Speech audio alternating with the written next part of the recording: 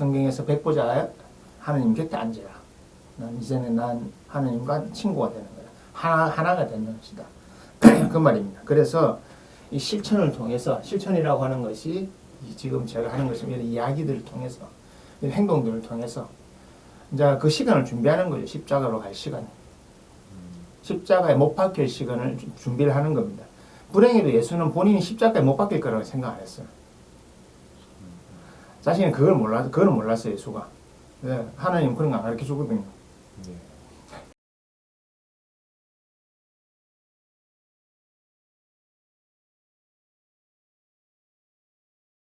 예, 안녕하십니까. 네, 반갑습니다. 루카스님. 예.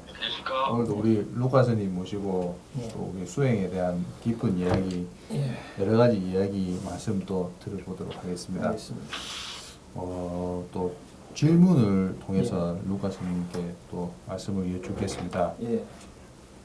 제가 지금 처음 드릴 질문은 회랑합당 4월 6일 명징단설에 예. 그 쓰신 글을 보고 질문을 드리겠습니다. 먼저 그 쓰신 글을 읽도록 하겠습니다. 예수는 수행을 통해서 광야로 가야 하는 이유를 알았다. 예수는 실천을 통해서 십자가로 가야 하는 이유를 알았다. 예수는 버림을 통해서 에덴으로 가야 하는 이유를 알았다.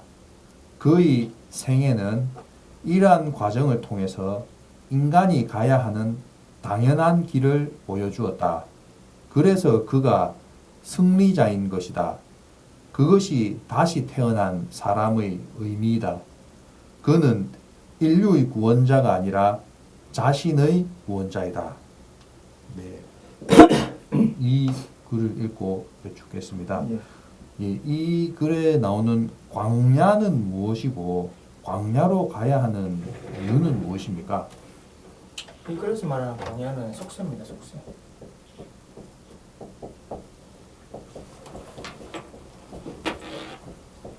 세속으로 들어가라는 거죠.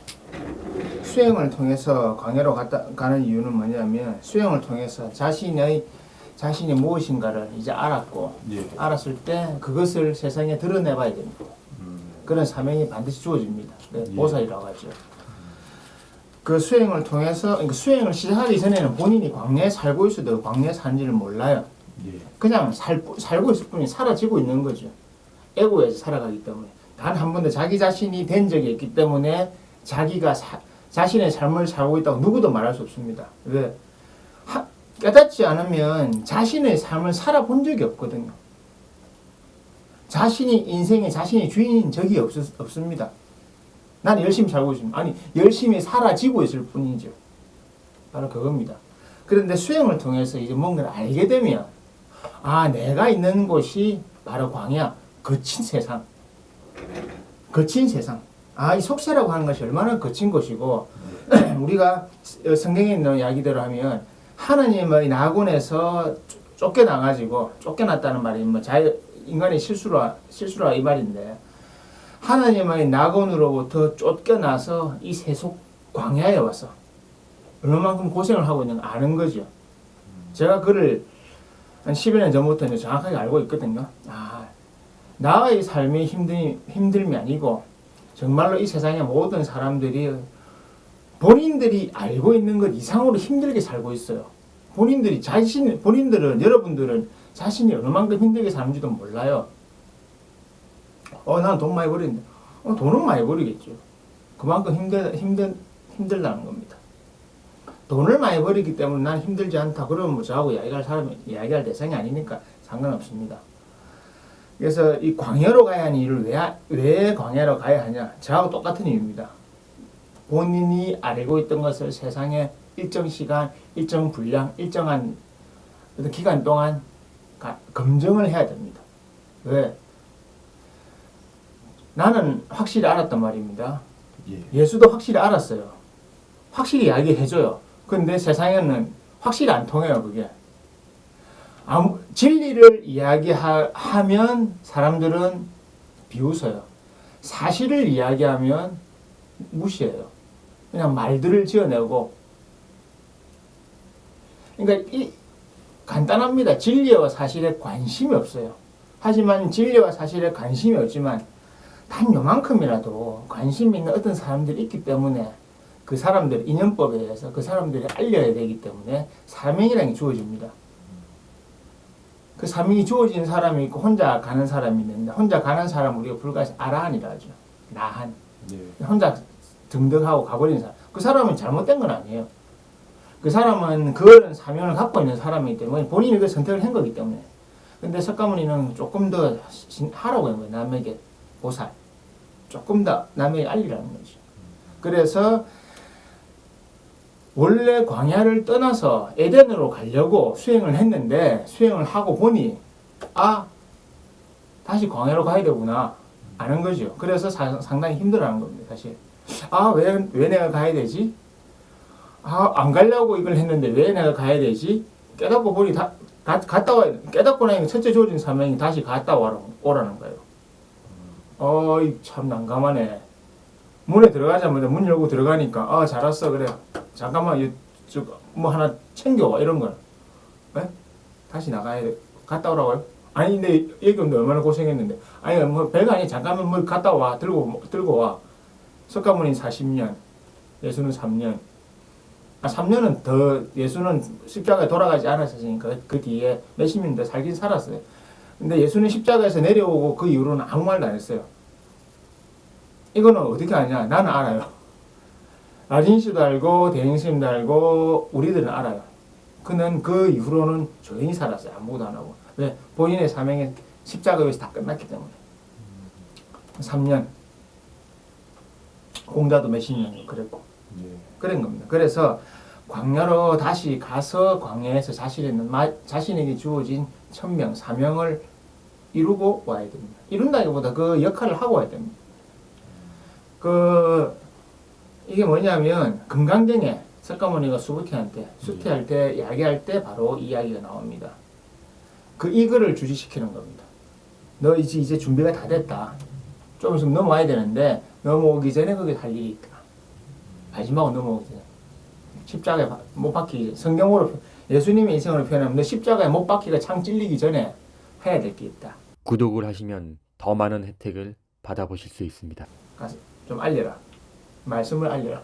그래서 수부티가 한 거죠. 그리고 말씀을 알리고 언제 어떻게 넘어오면 된다는 것을 석가모니는 자상히 가르쳐 줬어요. 예, 본인이 경험이 있기 때문에.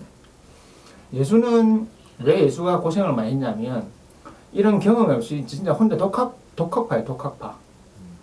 이 양반은 독학을 해가지고 알다 보니까 스승들의 어떤 깨우침 어떤 뭘 받아서 본인이 깨우쳤는데 독학하다 보니까 앞일을 모르는 거예요. 그냥 아무도 자기를 알려주지 않았으니까. 그래서 예수가 자기 제자들하고 있을 때 한 번씩 감람산에 올라갔던 이유가 그거예요. 이때 어떻게 해결해야 되지? 근데 현실적인 해결 방법을 찾는 게 아니고 이때 깨달은 자들은 깨달은 자들만의 고뇌가 있습니다. 그들 시간이 필요합니다. 지복을 얻었는데 왜? 지복을 얻었기 때문에 그에 합당한 그 고뇌의 시간이 필요하다고. 그거는 여러분들이 생각하는 고통의 고뇌가 아니에요. 그게 바로 묵상이라는 겁니다. 묵상. 그런 시간이 필요합니다. 그래서 수행을 통해서 광야로 갔다. 깨달음을 얻고 나서 다시 속세로 돌아간다. 그 말이에요. 자, 그러면 실천을 통해서 십자가를 한다. 이 실천이 뭐냐?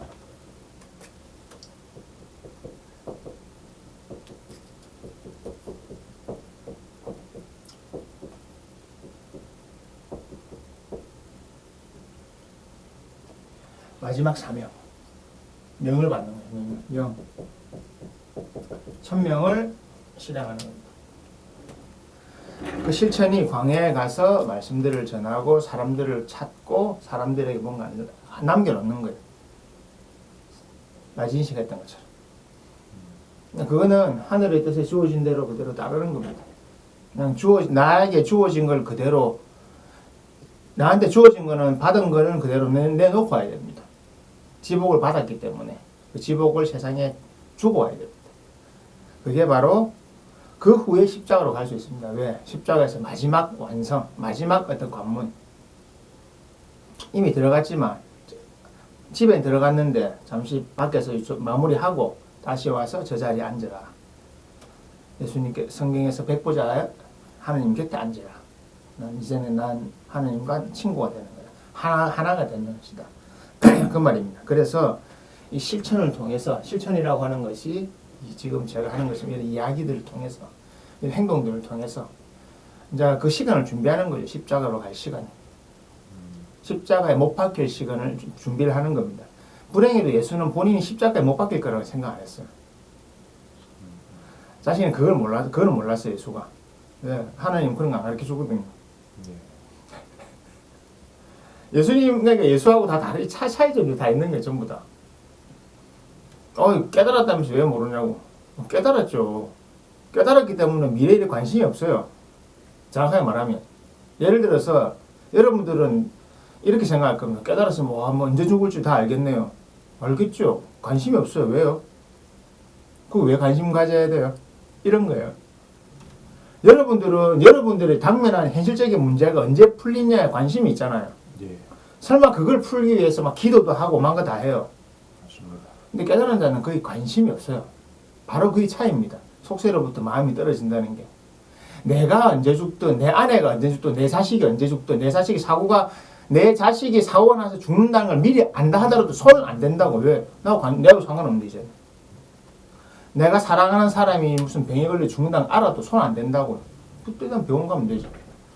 현실적인 도리는 하겠죠. 병원도 가고 뭐도 하고. 근데 더 이상은 안 해요. 그를 위해 기도한다거나 안 해요.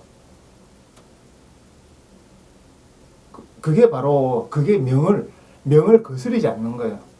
순리대로 산다. 깨달은 자는 순리대로 산다는 게 자신의 명을, 자신의 에고까지 욕망으로 절대 건들지 않아요. 근데 사람들은 다를 겁니다. 그래서 술법을 행하는 자들이 깨닫지 않았다는 이유가 바로 그거예요. 욕망을 아직 가지고 있기 때문에 뭔가를 하잖아요. 예. 세상을 바꾸기 위해서 뭐도 하고. 저는 세상을 바꾸는 사람들하고 세상은 바뀌지도 않아요. 그걸 더 확실하게 알았습니다. 깨달음이라고 하는 것은. 세상은 바뀌는 것이 아니고 이 세상 그대로 완벽해요. 조화롭고. 부정부패, 부조리함들, 여러 사람 희생하고, 그것도 다 완벽해요. 다, 정말 엄밀히 말하면 모든 사람이 받는 고통이나 즐거움은 다 각자의 몫입니다. 누구도 개입할 수 없는. 나는 왜 이렇게 힘들게 해? 나는 왜 이런 고통을 다 받아야 돼요? 너의 팔자예요. 나는 왜 이렇게 잘 살아요? 당신 팔자예요. 그래서 제가 말하죠. 세상에 별로 도움을 주려고 하거나 별로 하지 않는다고. 아니, 별로가 아니고 하지도 않아요. 왜요? 개입하지 말라고요. 신성한 신의 뜻에 개입하지 말라고. 영화 같은 데 보면 천사가 개입하죠. 그거 영화라서 그래. 인간의 의식으로 했기 때문에. 자기도 천사 본 적 없잖아. 그러니까 개입을 하고 하는 그건 다 인간이 쓴 시나리오일 뿐이에요. 자기들 생각이지. 천사를 보면 그래. 천사를 누가 봐요, 천사를. 깨달아야 봐야지. 안 보이는데 뭐. 그런 겁니다. 그래서 이 실천을 통해 가지고 이제 마지막 십자가로 가게 되는 겁니다. 십자가에서 마지막 어떤 정리, 마지막 마무리. 이 십자가에 가게 된다고 하는 것은 속세와의 완전 마지막 단절이 되는 겁니다. 단절. 속세와 단절되기 때문에 그 이후로는 세속적인 행위를 하지 않아요. 그러니까 뭐냐? 세속적인 행위를 하지 않는다면 뭐냐요? 그 사람이 하는 어떤 행동은 세속적인 행위가 되지 않아요. 이해가 안 될 겁니다. 그래서 라진식 한 말이 있죠. 수십 년 동안 말해놓고 나는 단 한마디도 하지 않았다. 난 잠시 왔다 갔다. 그렇게 표현하는 겁니다. 세속적인 행위라고 하는 여러분들의 가치를 부여하고 있는, 여러분들의 욕망으로 가치를 부여하고 있는 이 세상의 모든 일을 말하는 겁니다. 가장 큰 것은 뭐냐면 사랑이에요. 사랑. 사람들 간의 사랑. 내가 사랑하는 사람, 내가 사랑하는 가족. 그게 가장 큰 욕망이고 가장 큰 인간의 에고입니다. 그것은 미안하지만 사실로 말할게요. 이 지구상에 나와 있는 모든 사람들이 말하는 사랑이나 가족관계의 사랑 이런 것들은요. 다 욕망의 또 다른 글자일 뿐이에요. 깨달음과 아무 상관없고 하나님 뜻과 아무 상관없는 겁니다. 그래서 성경의 마태복음에 마태오한테 그 얘기를 한 거죠. 나는 너희들 사이에 검으로서 다 한마디로 가족관계 정리시켜주러 왔다. 출가시키려고 온 사람이다. 아, 그럼 사람 안 만나야 돼요. 이러면 또 다시 뭐 너무 낮은 질문 내려가는 거고. 그래서